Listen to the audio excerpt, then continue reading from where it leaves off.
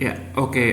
Selamat malam. Malam hari ini kita akan melanjutkan materi kita dari modul 6 sampai modul 9 ya. Kali ini kayaknya pertanyaannya nggak lebih banyak daripada yang sebelumnya ya. Pertanyaan pertama dari Sri Dewi AC. Online nggak orangnya ini? Mbak Sri Dewi AC, online nggak? Oh, nggak online ya. Jadi yang ditanyakan itu mengenai yang pertama mengenai science management. Ya, jadi science itu sebetulnya dari bahasa Inggris ya. Ada yang tahu nggak artinya apa science? Science. Tulisannya itu SCINCE. Ya, ilmu ya. Ilmu ya, ilmu pengetahuan atau ilmu. Nah, jadi science management itu dari kata dasar. Science-nya itu dari science yang English itu. Ya, artinya ilmu dan manajemen itu kan manajemen. Nah, ini artinya apa? Kurang lebih artinya adalah menerapkan ilmu atau sesuatu yang ilmiah yang menggunakan pendekatan ilmiah untuk memecahkan masalah manajemen. Jadi ada masalah-masalah atau kasus-kasus yang terkait dengan manajemen yang itu diselesaikan berdasarkan atau menggunakan pendekatan ilmiah gitu ya, keilmuan. Nah, ini Mbak Sri Dewi Asih ini menanyakan contohnya apa. Nah, salah satu contohnya itu adalah teori pengambilan keputusan. Ya, itu atau istilahnya itu decision making theory atau decision making process. Dulu saya ingat itu pernah di tempat saya dulu kuliah itu ada mata kuliah juga namanya decision making process. Jadi satu semester kita belajar mengenai ini ya, teori pengambilan keputusan. Nah, ini secara singkat saya sampaikan langkah-langkahnya atau tahap-tahapnya dalam membuat teori pengambilan keputusan. Ada yang menulis 7 ya, ada yang menulis 7 tahap, ada yang menulis 5 tahap. Ini saya sampaikan yang 5 tahap. Ya, jadi untuk teori pengambilan keputusan itu ya, contohnya itu langkah-langkah pertamanya itu adalah mengamati atau melakukan observasi. Ya, kemudian yang kedua adalah mendefinisikan masalah. Ya, lalu pembuatan model. Jadi dari masalah itu dibuat perumusannya. Sebetulnya apa yang menjadi masalah ya. Nah, itu pembuatan model. Lalu dilanjutkan dengan cara pemecahan model. Nah, kalau yang teori yang maksudnya ilmu yang saya dapat sebelumnya itu sebelum cara pemecahan model itu ada pembuatan kriteria gitu ya. Jadi kriteria atau solusinya itu kan ada beberapa cara itu. Nah, itu dijelaskan dulu sebelum menuju langkah yang cara pemecahan model. Oke, lalu yang berikutnya adalah pelaksanaan hasil pemecahan. Jadi setelah diketahui cara pemecahan modelnya, dilaksanakan. Ya. Ini kalau teori yang sebelumnya saya dapat ada lagi satu, ya, yaitu setelah pelaksanaan hasil pemecahan itu dilakukan evaluasi. Ya. Nah, jadi makanya bedanya di situ tadi. Ya. Nah, itu adalah mengenai science management ya. Jadi science management itu intinya adalah menggunakan pendekatan keilmuan ya atau ilmiah dalam menyelesaikan kasus atau masalah terkait dengan manajemen. Sebagai contohnya adalah teori pengambilan keputusan. Nah, itu pertanyaan pertama dari Mbak Sri Dewi Asih ya. Semoga bisa menjawab ini. Lalu masih ada lagi pertanyaan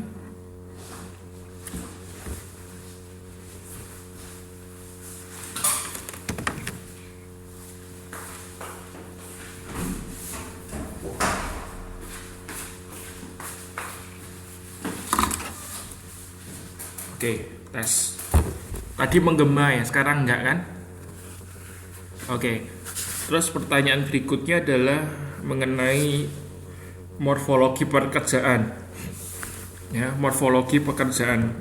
Sebelum saya jawab, ada yang tahu nggak atau menyampaikan pendapat gitu nggak mengenai morfologi pekerjaan?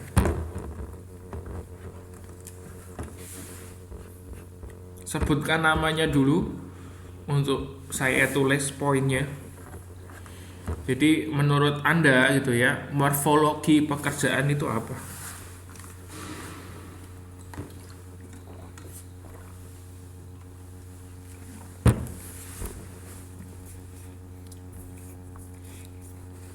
Ayo ngomong apa aja nggak apa-apa deh. Apa yang Anda ketahui gitu ya, pendapat Anda atau apa yang Anda ketahui.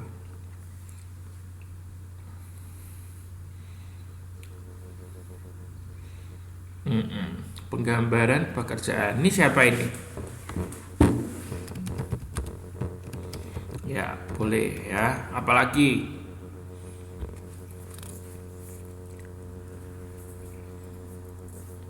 Siapa ini? Bukan deskripsi, tapi deskripsi. Itu coba di PPT saya kan itu tulisannya bukan deskripsi, tapi deskripsi. Ya kan? Deskripsi itu artinya penggambaran ya. Itu dari bahasa Inggris describe ya. To describe itu artinya menggambarkan ya. Can you describe your family? Itu artinya bisa nggak Anda menggambarkan atau menjelaskan mengenai keluarga Anda? Ya betul, apalagi ada yang mau berpendapat lagi? Ya, pernyataan apa maksudnya?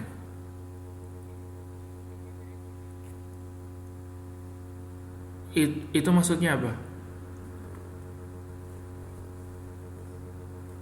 Pernyataan yang tertulis itu apa maksudnya?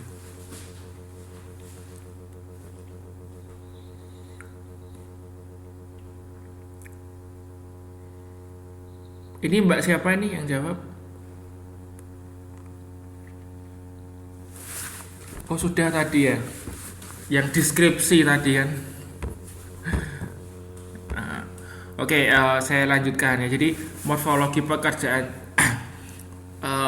Jadi morph itu artinya bentuk ya. Morph itu bentuk. Nah, jadi kalau morfologi pekerjaan itu bisa diartikan adalah penggambaran ya, atau bentuk atau detail dari pekerjaan. Nah, misalnya ini contohnya ya, manajer keuangan ya, pekerjaannya manajer, jabatannya atau pekerjaannya manajer keuangan ya. Jadi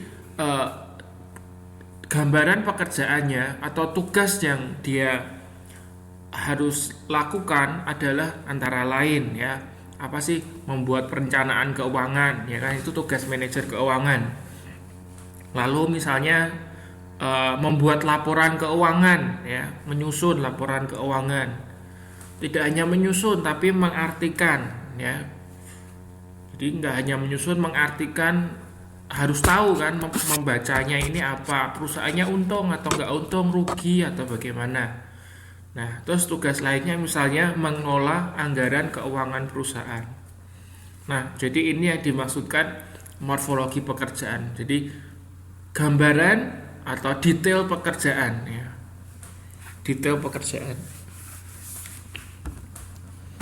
Oke, terus berikutnya itu tadi Mbak Sri Dewi AC online nggak?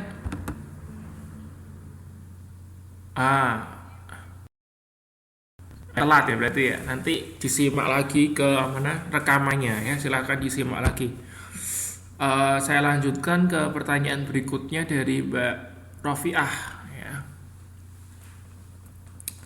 Halo Mbak Rofiah, ada nggak ini orangnya? Oke. Ya Mbak, ini menanyakan mengenai Kaizen ya. Ya kan, mengenai Kaizen. Jadi Kaizen itu sebetulnya istilah dari bahasa Jepang ya. Kai itu artinya membuat ya, zen itu artinya perbaharuan. Ya, jadi K itu memperbarui, zen itu berkelanjutan. Jadi ini kayak pembaharuan yang berkelanjutan kalau diartikan secara harafiah ya. Jadi kaizen itu suatu strategi yang digunakan untuk melakukan peningkatan secara terus-menerus ke arah yang lebih baik. Ya. Jadi kaizen itu penting ya, kaizen itu penting. Ini satu teori yang diadaptasi dari Jepang. Makanya Jepang itu kan terkenal dengan strategi teknologinya ya. Karena mereka menerapkan ini ya, praktek kaizen ini dalam setiap kegiatan perusahaan mereka gitu ya. Nah, ini diterapkan dalam berbagai aspek ya, ada di produksinya ya, di proses produksinya mereka harus terus melakukan peningkatan kualitas ya, kemudian mengurangi biaya operasional. Jadi bagaimana supaya biayanya itu ditekan seminimal mungkin ya, terus mengurangi pemborosan ya, jadi harus efisien ya, harus efisien. Nah, kalau dalam bahasa Inggris kaizen itu sering disebut juga continuously improvement ya. Continuously itu continue ya, continue itu artinya berkelanjutan ya. Improvement itu adalah apa? Ada yang tahu nggak improvement? Ya, peningkatan ya. Mbak siapa nih tadi yang jawab? Mbak siapa? Siti Nur Alisa. Oh, kalau jawab ngomong namanya dulu, jadi biar saya tulis ya. Nah, oke. Jadi kaizen tadi kan tidak hanya dilakukan dalam proses produksi, tapi berbagai macam ya. Nah, salah satunya diterapkan dalam SQM ya. SQM itu singkatan dari Service Quality Management ya, atau kalau dalam bahasa Indonesia biasa kita sebutnya manajemen kualitas pelayanan ya. Kualitas manajemen pelayanan.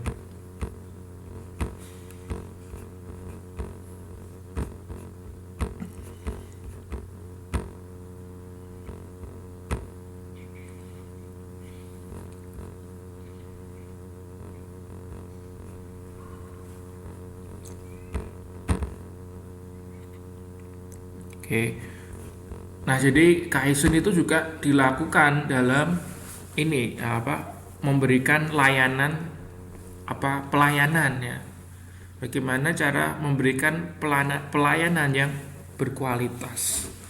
Nah, itu masuknya ya. Kaizen itu penting, Anda harus paham, harus tahu. Jadi kalau ada yang bertanya mengenai kaizen itu apa, Anda harus tahu kaizen itu sebuah strategi yang dilakukan di organisasi di Jepang untuk melakukan peningkatan secara berkelanjutan ya. Itu Anda harus paham. Ya, terus berikutnya adalah pertanyaan dari modul 7. Oh, simultan ya, simultan. Ada yang tahu nggak arti simultan?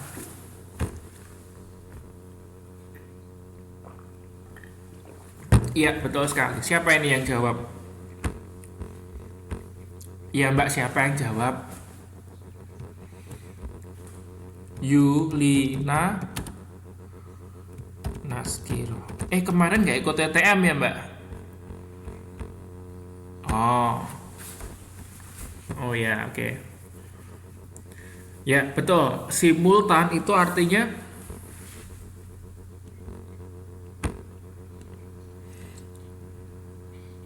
ya, simultan itu artinya berkelanjutan ya. Nah, itu sebetulnya juga dari bahasa Inggris ya.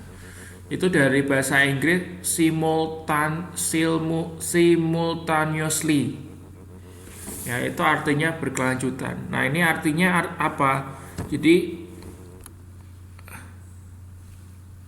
Ini kan dikatakan gini, pengintegrasian keseimbangan antara pandangan pelanggan dan pandangan perusahaan dapat meningkatkan produktivitas dan kualitas secara simultan. Nah, jadi secara simultan ini secara berkelanjutan. Nah, ini ada nggak yang bisa kasih contoh? Contohnya gimana? Contohnya gimana? Ada yang bisa kasih contoh nggak?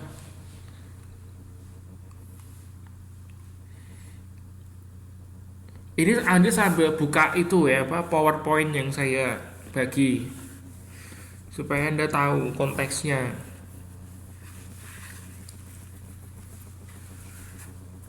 Contohnya apa? Kan ini saya sudah jelaskan. Simultan itu maksudnya berkelanjutan, ya kan? Contohnya seperti apa?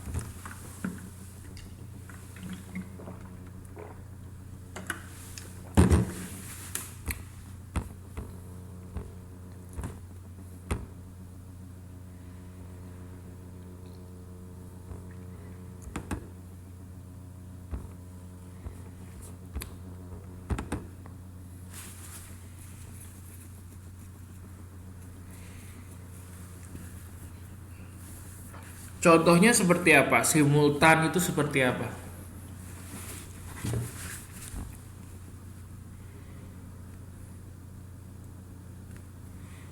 Atau gini aja, siapa yang bisa menjelaskan ya?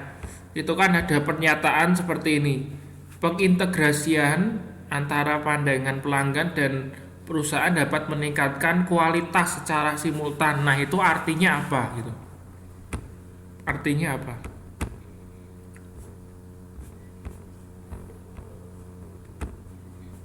Iya, halo? Hah?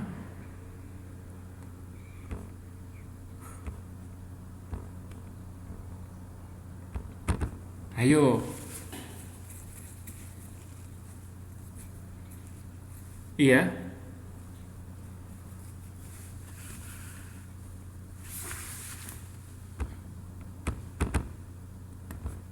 Lah ya, saya nggak tahu juga ini kenapa.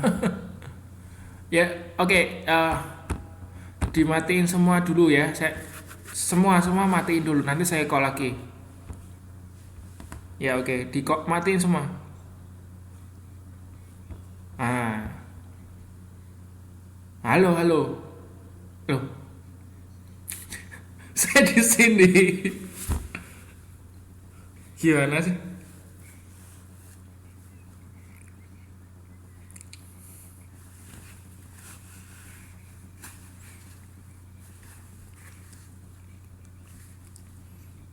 Loh, enggak, saya sudah. Loh. Gimana sih? Yaudah dimatiin semua, jangan ada yang nyala ya. Semua dimatiin, nanti saya call. Ya tolong semuanya dimatiin dulu, nanti saya call lagi.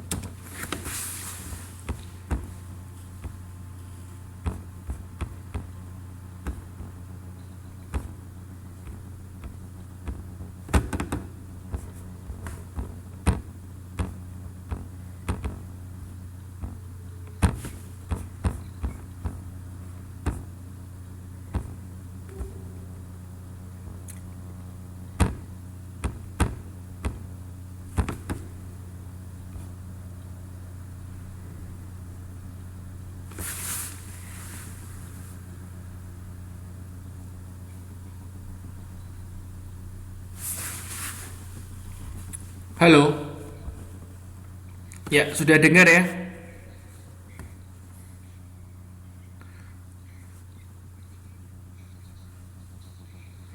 Ya, oke. Kalau sudah dengar, saya lanjutkan lagi. Jadi simultan itu artinya berkelanjutan. Nah, maksudnya apa? Jadi kalau kita melakukan pengintegrasian itu apa sih artinya? Pengintegrasian itu artinya gabungin ya. Jadi kalau kita bisa ya menyatukan, kalau kita bisa menyatukan antara pandangan konsumen, apa yang dimaui konsumen dengan apa yang dimaui oleh pabrik perusahaan, ya itu kita bisa meningkatkan kualitas yang berkelanjutan gitu loh. Ya kan benar kan, kalau nggak ketemu gitu ya, konsumen maunya seperti ini, produsen maunya seperti ini, nggak ketemu ya, nggak bisa disatuin ya, artinya apa, artinya tidak bisa menciptakan satu produk yang berkualitas gitu loh. Nah itu artinya kenapa kita perlu menyatukan gitu ya antara maunya konsumen dengan maunya produsen, sehingga tadi tercapai produktivitas, tercapai kualitas produk yang baik dan berkelanjutan. Nah, simultan itu maksudnya seperti itu.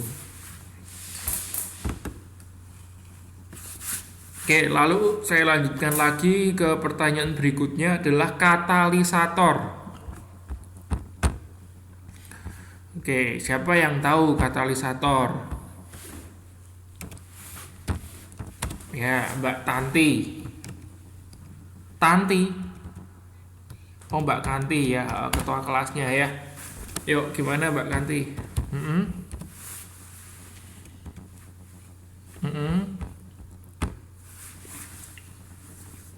Mm-mm. Jadi kesimpulannya apa? Katalisator itu apa?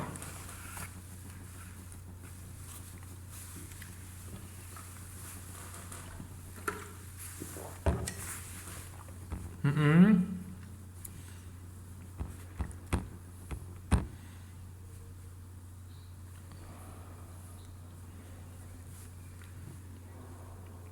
Mm-mm.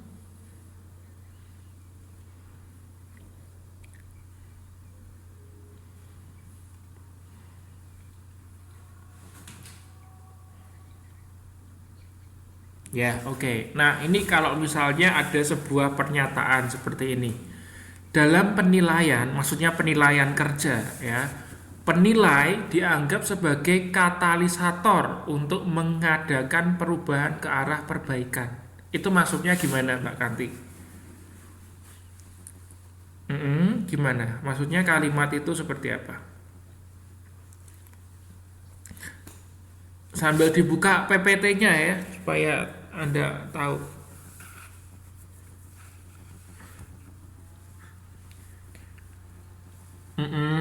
Sep- mem- Heeh. Terus,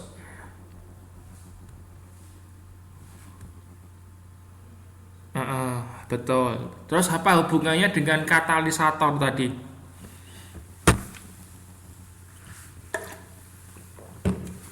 Hubungannya apa dengan katalisator tadi?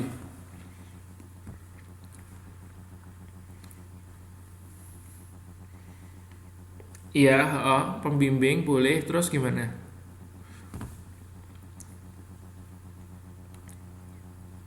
Maksudnya ini apa? Coba saya tanya lagi ya. Maksudnya apa?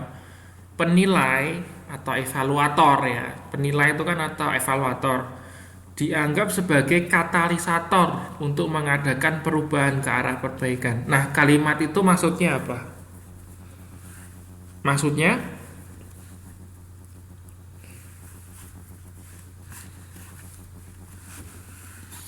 maksudnya adalah evaluator harus mampu menjadi katalisator atau orang yang bisa, iya, orang yang bisa memberikan atau menyebabkan suatu perubahan yang lebih baik ya. Jadi nggak sia-sia gitu loh. Jadi setelah dilakukan penilaian gitu ya, setelah dilakukan penilaian atau evaluasi itu bukan malah menjatuhkan gitu ya, bukan malah membawa ke perubahan yang tidak baik, tapi harus mampu membuat yang lebih baik gitu loh ya. Jangan sampai gini gitu kan, kebanyakan orang kan kalau menjadi evaluator atau penilai itu kan akhirnya ngejudge, tidak memberikan solusi kan, bener ya. Nah, jangan seperti itu gitu ya. Harusnya kalau oh ini Anda salah, salahnya di sini, sebaiknya kedepannya seperti ini gitu kan. Jangan, oh Anda salah karena gini gini gini, titik. Nggak ada penyelesaian gitu kan. Nah, itu tidak baik, itu bukan katalisator gitu loh. Jadi kalau katalisator tidak hanya berhenti menjatuhkan aja, tapi harus memberikan motivasi, solusi gitu kan. Nah, itu hati-hati di sini. Jadi seorang pimpinan ya terutama itu harus menjadi katalisator gitu kan. Ya, jadi jangan berhenti sebagai evaluator aja yang mengevaluasi tapi tidak memberikan katalisator, menjadi katalisator yang baik.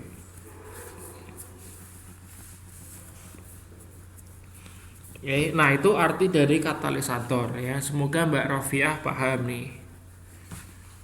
Ya, lalu berikutnya adalah dalam perilaku pembeli umumnya digerakkan oleh beberapa faktor. Salah satunya adalah faktor sosial budaya. Oke, sekarang yang ditanyakan adalah faktor sosial budaya ya. Jadi kalau kita bicara sosial budaya itu apa sih? Contoh-contohnya gitu ya. Sosial budaya itu apa sih yang ada di benak Anda? Kalau kita bicara tentang sosial budaya itu apa sih? Nah, adat, kebiasaan ya. Apalagi kalau kita bicara adat kebiasaan itu kan berarti lebih ke budaya ya. Adat kan budaya. Ya. Kalau sosial itu bisa terkait ke tingkatan sosial seseorang, gitu kan, tingkatan sosial gitu kan. Norma bisa juga ya. Nah, sebagai contohnya saya kasih contoh aja ini, misalnya di Indonesia gitu ya. Di Indonesia itu kan adatnya ketimuran gitu kan. Nah, biasanya wanita Indonesia itu ya, karena memiliki adat ketimuran yang malu-malu gitu ya, tidak mengumbar gitu ya. Nah, akhirnya mereka kalau membeli atau memilih produk, mereka akan memilih produk yang misalnya produk pakaian ya, produk pakaian yang tertutup gitu loh. Nah, jadi ini terbawa gitu kan, aspek sosial budaya yang terkait dengan adat ketimuran itu terbawa dalam memilih satu produk gitu loh ya. Ini sebagai contoh, meskipun kenyataannya kan akhir-akhir ini kayaknya ada perubahan ya, ada pergeseran kan ya. Ya sekarang nggak kayak dulu ya. Kalau wanita Indonesia dulu kali kalau pilih baju itu yang tertutup gitu ya, yang tertutup lah gitu kan. Mungkin kalau sekarang gitu kan enggak ya. Ya berbeda juga. Berbeda nggak tahu ya, berbeda juga nggak tahu ya. Ada juga orang yang wanita yang masih memegang gitu kan adat ketimurannya gitu ya, mereka masih kalau berpakaian yang tertutup gitu kan. Tapi ada juga yang kemudian mengikuti adat kebaratan. Kalau adat kebaratan kita tahu ya, mereka cuek gitu ya kesannya ya, tidak terlalu memikirkan pakaiannya harus tertutup dan lain sebagainya ya. Pokoknya buat mereka nyaman, that's fine, I will wear this, saya akan pakai ini gitu kan. Jadi aspek atau faktor sosial budaya ini adalah salah satu dari 4 faktor yang menjadi pertimbangan seseorang atau konsumen dalam memilih produk. Masih ada 3 faktor lainnya. Anda bisa baca, saya sudah kasih linknya ya. Itu Anda kalau cek di masa oke, nanti iya harus punya PowerPoint dulu ini. Nah, di-download dulu nanti ya. Di-download dulu. Nah, itu ada